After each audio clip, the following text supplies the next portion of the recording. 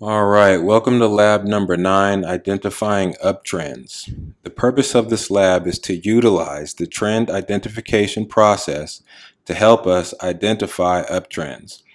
Now, if you recall from the previous lesson, we have the trend identification process, which is a 5-step process, but we also have the trend identification quick steps. And for the purpose of this lab, we're just going to go through the quick steps, but we must remember the two conditions that we have in place whenever we find a trend. And this is to make sure that 1, the trend is confirmed, and 2, that the trend is still valid. So we're going to start with the ticker symbol TLT, which I have up on the right side of the screen. And you can pull that up on a weekly chart. And as per usual, I'll demonstrate how to complete the lab and perform the exercise. And the first thing we want to do is place a vertical line anywhere on the chart, and then go into the settings cog and change the date for the vertical timeline to June 10th, 2019. Okay. If you look at the chart on the right, I have a vertical timeline up. It's on the very far end of the screen. And this vertical line will serve as the current price. From there, we're going to look left and we're going to begin the trend identification process quick steps. So to do this with your own platform, it may be easier to use trend lines rather than boxes in order to eliminate having to go through the extra steps of changing the color of the boxes to either green or red, whether to demonstrate whether price is moving up or down within that segment.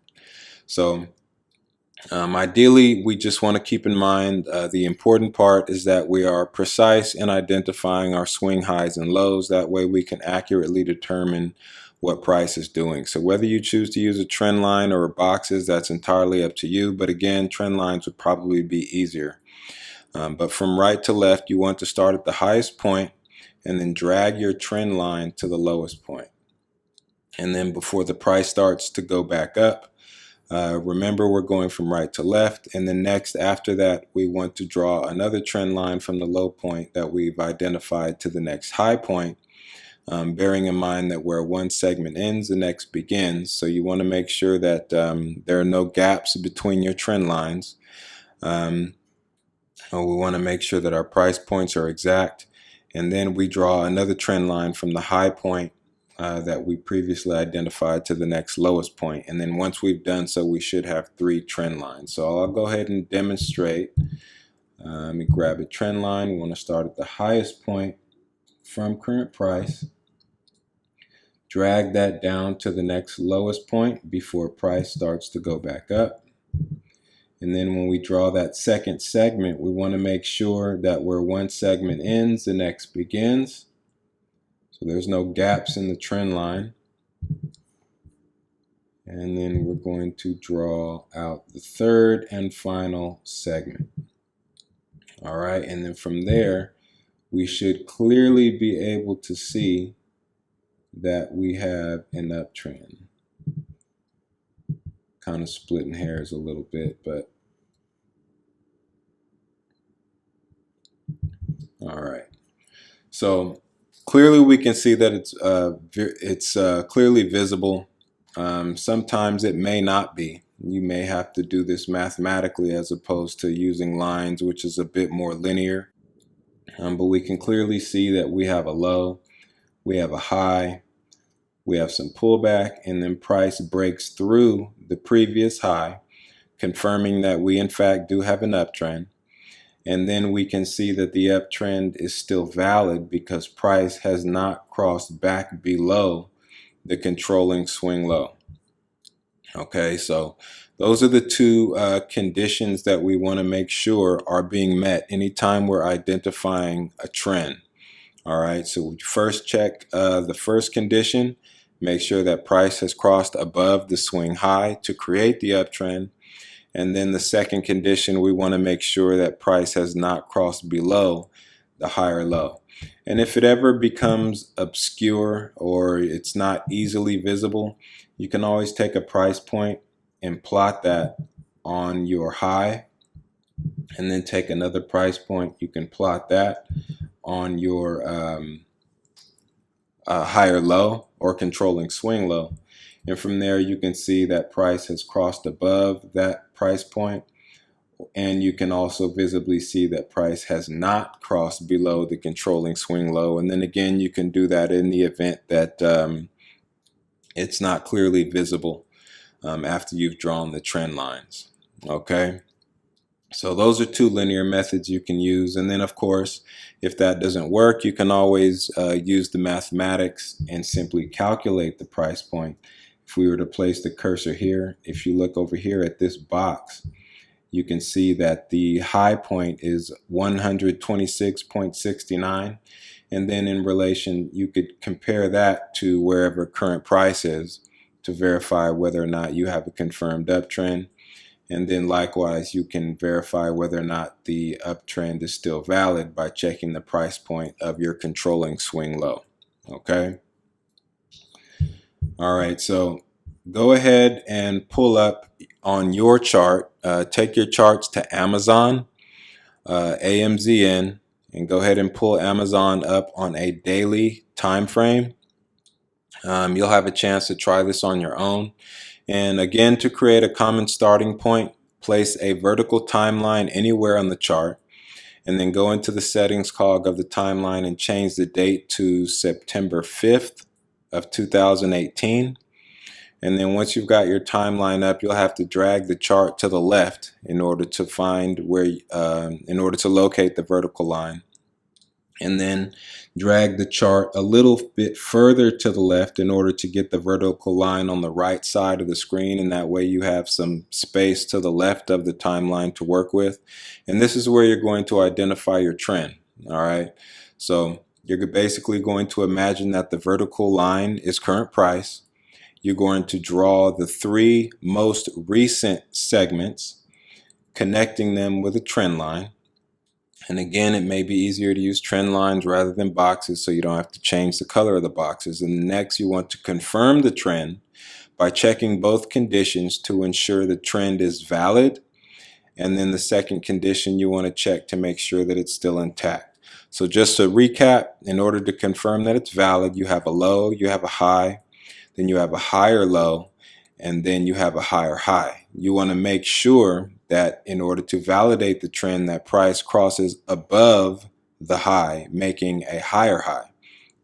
And you can either do that linearly or mathematically.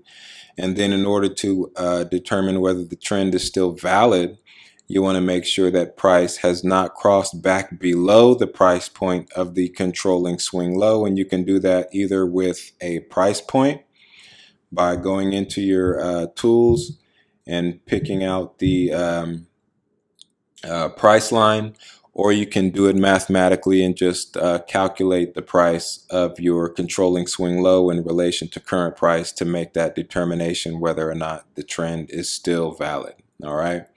And then once you've got your trend lines drawn, we'll pause the recording, then draw out your trend lines. And then once you've completed the exercise, go ahead and unpause the video and I'll display the correct answer. Okay, go ahead and pause the video now. All right, and the correct answer is, all right, got our trend lines drawn and the boxes are up. We'll go ahead and start on the left and work our way right. We have a low here. We see price coming up, making a high. We see price pulling back, and then we see price breaking through that high, crossing above that price point. That means the uptrend is confirmed. And then we see the higher high here. And by looking at it, we can visibly see that price has not crossed back below this point. So we know that the uptrend is still valid. Okay. So those are the two conditions that you want to check for. Now, once you've checked your chart against the correct response in the video, pause the recording again and see if you can determine where the controlling swing point is. I kind of gave it away, but just as an exercise to kind of get you used to the process, which is basically all this is about, repetition, so that when you are reading a chart, whether it's live or not, these things will become second nature to you and you won't necessarily have to go through the process of drawing out all these lines and boxes and whatnot. So basic muscle memory. So go ahead and pause the video. See if you can identify where the controlling swing point is. And to do so, you can draw a horizontal price line from the controlling swing low to identify the exact price point of the swing in control. And then see if you can identify which segment is the breakout segment. All right, and then once you have identified those, resume the video to display the correct answer. All right, go ahead and pause the video now. All right, and the correct answer is, all right, and here's the correct answer. So working from left to right, you can see visibly on the right hand side of the screen that we have a low. Price comes up, makes a high, pulls back, and this is our higher low, or otherwise controlling swing low. All right, so once price comes up and it breaks the high and the uptrend is confirmed, this higher low becomes the controlling swing low. Number one, it's the controlling swing low because the move out of price crosses above the previous high. That's what confirms the uptrend. This price point now also determines inadvertently whether or not the trend is still valid, because if price crosses back below the controlling swing low, then the movement of price is no longer making higher highs and higher lows. You have to remember that an uptrend is defined by higher lows and higher highs. So if price were to come up from this point, make a higher high, and then fall back below that point, then the movement of price is no longer making higher lows and higher highs. The uptrend is discontinued. Also recall that just because the uptrend is discontinued does not mean that we're in a downtrend. Okay? We'll go over downtrends in the upcoming lessons. We just want to bear in mind that just because an uptrend is discontinued, that does not mean that we have a downtrend. All right? But at any rate, this would be the controlling swing low. And then here you can see that we have the breakout segment. And then again, the reason that this is the breakout segment is because it takes 3 segments to make a trend. This is segment 1, this is segment 2, and this is segment 3, which breaks above the previous high. And for that reason, we call this the breakout segment. All right. So once you've checked your chart against the correct response, pause the video again and try the exercise a second time on your own. This time, go ahead and pull up your chart using ticker symbol CSX, and you're going to put your chart on a monthly time frame, and then place a vertical timeline on the chart. Again, go into the settings cog and adjust the date to May 1st of 2015. All right, once you've got your timeline up, you want to make sure you give yourself some room. So move the timeline to the far right side of the chart to give yourself some room left of the timeline to identify your trend. And then go through the trend identification process to identify the trend using the vertical line as the current price. Draw the 3 most recent segments to identify the trend. Then identify the controlling swing low and the breakout segment. All right. Afterward, once you've gotten all that drawn out and identified, resume the recording to display the correct answer. And then once you've checked your answer against the current correct response in the video, you will have completed the lab. All right. So go ahead and pause the video, complete the exercise, and then unpause the video and we'll go over the answers. Go ahead and pause the video now. All right, and the correct answer is, all right, and here as you can see, we have the correct response. All right, so some of you may be drawing your trend lines slightly different.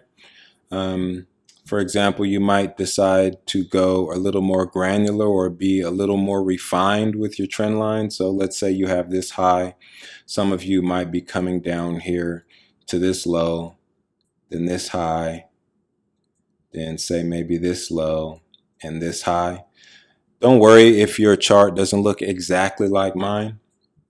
Ideally, you want to get an idea of the swing highs and swing lows. So you may be catching little bits and pieces in here, but ideally this is going to be your higher low. This is going to be your low. This is going to be your high. And this is going to be your higher high for the overall movement in price. Okay. So just looking at this, we start with a low. We come up, we make a high. Price pulls back, makes a higher low. And then the moment price crosses above the high, even if it's only a penny, we now have an uptrend. Okay. And once that happens, this segment, this entire segment from the high to the low, this is the breakout segment. So remember, once price makes that breakout and we have a confirmed uptrend, the uptrend is not discontinued until it crosses back below that controlling swing low. So here we have another high, we have a pullback, so we do have a higher low, but we do not have a controlling swing low until price crosses above the previous high and we have a higher high and a breakout segment as well. So if we kind of move this over to take a look, we see price dropping, and you might say to yourself, let's say you were in this trade, you might think that the uptrend is discontinued. Not necessarily. Again, the uptrend is not discontinued until it crosses back below the controlling swing low. Okay, so we have a low, we have a high, we have a higher low. Price crosses above the previous high. We have confirmation of an uptrend. That makes this the breakout segment. From that point, moving forward until price crosses below the higher low, the uptrend is still valid. Okay? It is not discontinued until price crosses below the controlling swing low. So we have a higher high, we have a higher low. Price does not make a higher high yet, but the uptrend is not necessarily discontinued. Price does pull back and makes another higher low, lower than this one, but higher than the controlling swing low. And then if we were to come over, we see now price has broken above the higher high, making a new higher high, and that would make this point here the new controlling swing low. All right. So I hope that makes sense. Before you move on, go ahead and pull up your preferred trading platform. Utilize the 5-step process for identifying the trend. And then once you've identified the uptrend, either use green or red boxes or draw trend lines on each segment to help you connect the swing lows and swing highs of the trend. And then once you've done that, go ahead and practice using the 3 quick steps of the trend identification process to help you identify uptrends. Hope to see you in the next video.